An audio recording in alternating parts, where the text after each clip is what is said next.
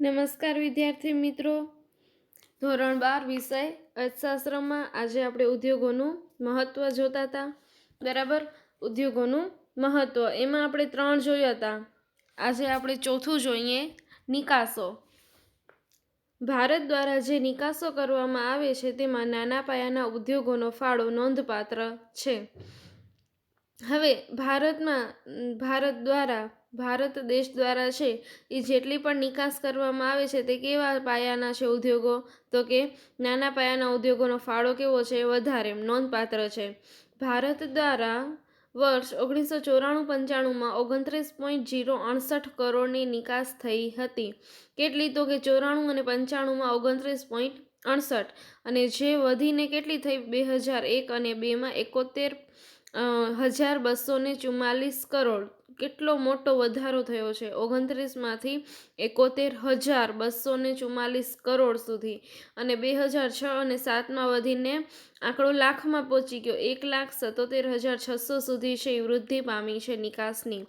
આમ નાના પાયાના ઉદ્યોગોની નિકાસ એ ભારતના વસ્તુઓ અને સેવાઓની વિદેશમાં વધતી માંગ દર્શાવે છે. હવે આપણે આટલી બધી નિકાસો વધવાનું કારણ શું?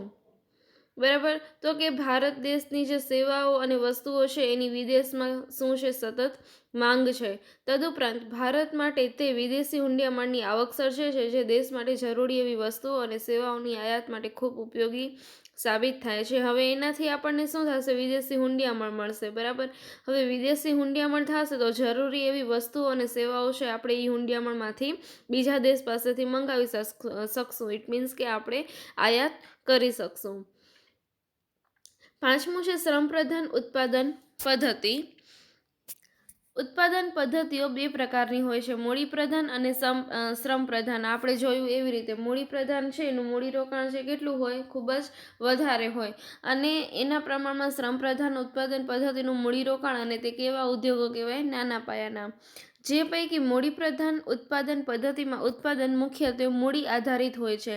આપણને ખબર છે કે મૂડી પ્રધાન ઉત્પાદન પદ્ધતિમાં શું હોય, એનું ઉત્પાદન કેવું થતું હોય, ટેકનિકલ યંત્રોથી થતું હોય.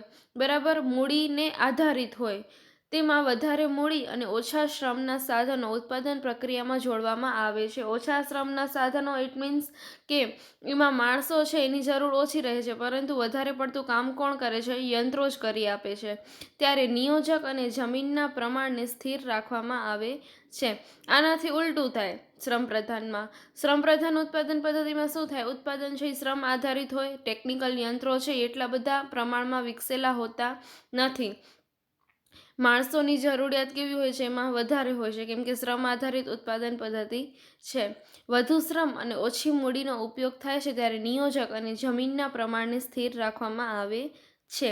શ્રમ પ્રધાન ઉત્પાદન પદ્ધતિ ભારત જેવા દેશો કે જ્યાં શ્રમની છત છે તેમના માટે આશીર્વાદરૂપ જણાય છે. હવે ભારત જેવા દેશોમાં છે એ શ્રમ પ્રધાન ઉત્પાદન પદ્ધતિ વધારે સારી છે, વધારે આશીર્વાદરૂપ ગણાય છે. શા માટે, તો કે માણસોને વધારે ને વધારે રોજગારી મળી રહે છે.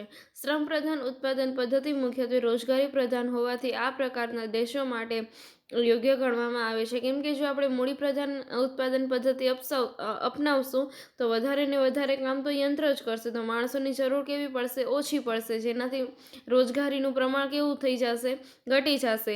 પરંતુ જો આપણે શ્રમ પ્રધાન ઉત્પાદન પદ્ધતિ અપનાવશું તો માણસોને વધારે ને વધારે રોજગારી મળશે. બરાબર, તો એને કારણે રોજગારી મળતી હોવાથી આ ઉત્પાદન પદ્ધતિ છે, ઇટ મીન્સ કે શ્રમ પ્રધાન જે ઉત્પાદન પદ્ધતિ છે એ યોગ્ય ગણવામાં આવે છે. એટલે યોગ્ય ઉત્પાદન પદ્ધતિનો ઉપયોગ કરવો.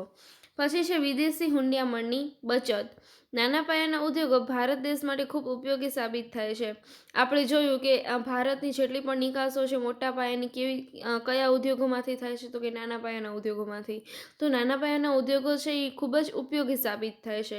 તે એક તરફ નિકાસો વધારીને દેશને શું કમાવી આપે છે, વિદેશી હુંડિયામણ મેળવી આપે છે. હવે નાના પાયાના ઉદ્યોગ છે, નાના પાયાના ઉદ્યોગોમાં જેટલી વસ્તુનું ઉત્પાદન થાય છે એ આપણે બીજા દેશમાં મૂકીએ છીએ, અને સામેથી આપણને શું મળે છે, વિદેશી હુંડિયામણ.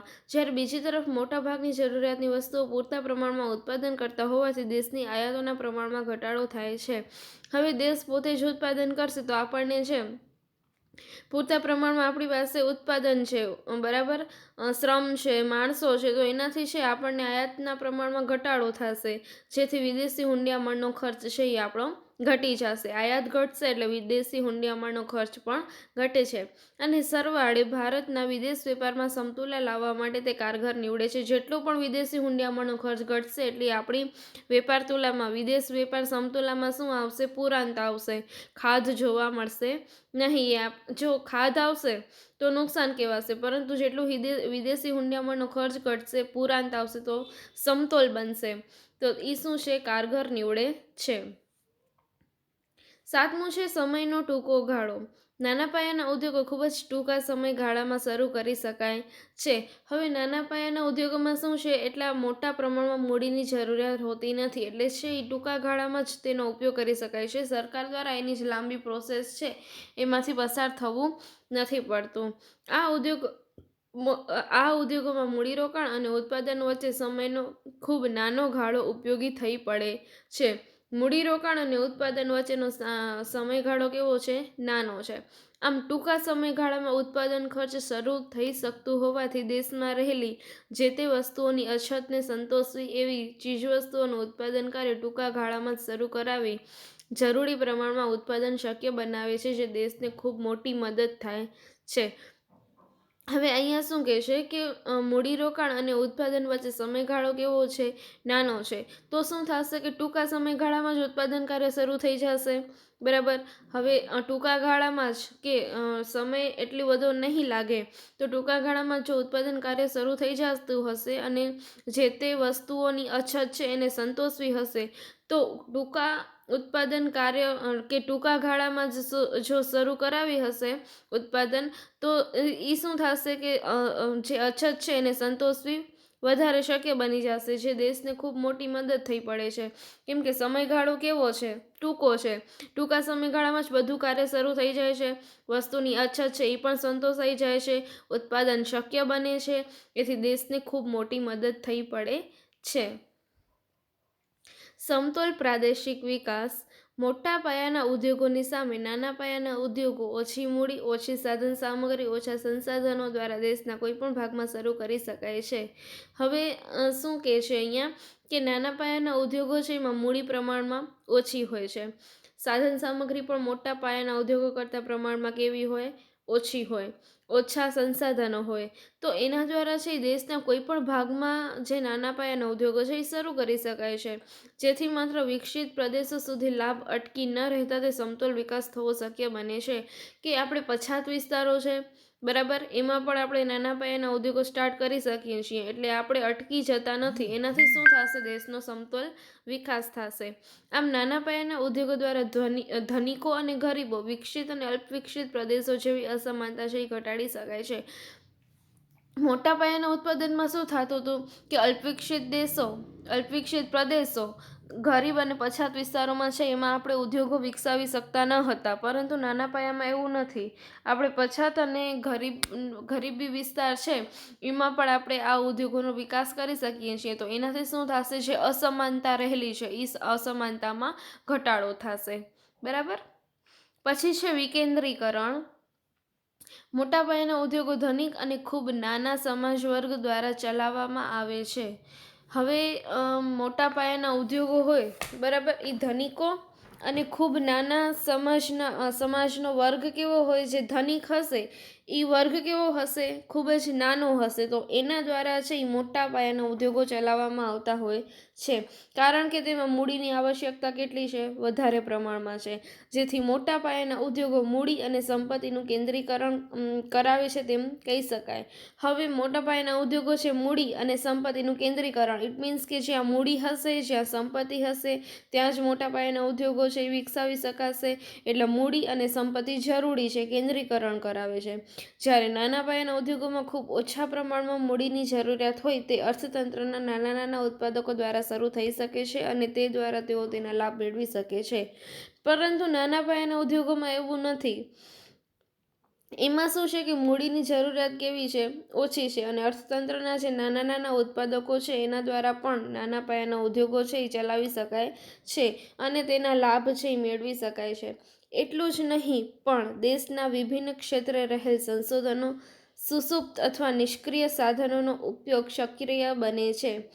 હવે એટલું જ નહીં પરંતુ વિભિન્ન ક્ષેત્રે જેટલા પણ સંશોધનો થાય છે એ સુસુપ્ત એટલે કે નિષ્ક્રિય, જેનો ઉત્પાદનમાં કોઈ જ ફાળો નથી, નિષ્ક્રિય છે એવા સાધનોનો પણ છે નાના પાયામાં ઉપયોગ છે શક્ય બને છે.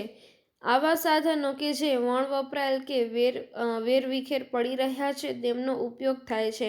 હવે જે સુસુપ્ત અથવા નિષ્ક્રિય સાધનો છે એનો પણ ઉપયોગ થશે કે વણ વપરાયેલા છે ઉત્પાદન પદ્ધતિમાં, વેરવિખરેલા પડ્યા છે તો એનો પણ ઉપયોગ થશે, જેથી કુલ ઉત્પાદન વધી જશે.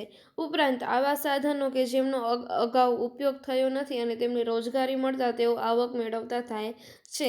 એટલે કેટલો ફાયદો થાય છે આપણે જોઈ શકીએ છીએ કે સાધનોથી શું થશે કે જે પણ સાધનોનો અગાઉ ઉપયોગ થયો નથી તે લોકોને પણ રોજગારી મળશે અને આવક મેળવતા થશે, જેથી સમગ્ર દેશમાં ઉત્પાદનના લાભો સરખા પ્રમાણે વહેંચી શકાય છે, જેને સાચા અર્થમાં વિકેન્દ્રીકરણ કહે છે. કે ઉત્પાદનના જે લાભો છે એ આપણે સરખા પ્રમાણમાં વહેંચી શકીએ અને જેને સાચા અર્થમાં શું કહેવાય છે? વિકેન્દ્રીકરણ કહેવાય છે.